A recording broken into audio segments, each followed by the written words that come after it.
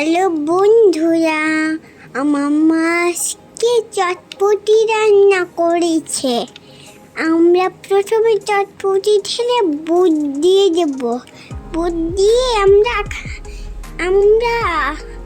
এখন পেঁয়াজ কুচি দিয়ে দিব। পেঁয়াজ কুচি দিয়ে আমরা এখন কাঁচামরিচ দিয়ে দিব। কাঁচামরিচ দিয়ে আমরা আরেকটু দিব কাঁচামরিচ। তারপর ধনে পাতা দিয়ে দিব।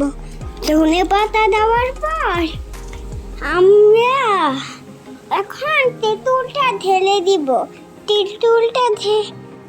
তেঁতুলটা এখন ঢেলে দিব। ঢেলে খেতে অনেক মজা হবে, তাই না বন্ধুরা?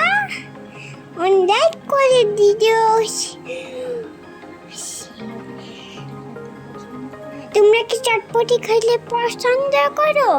তাহলে তোমরা আমাদের বাসায় আসবে চটপটি খেতে।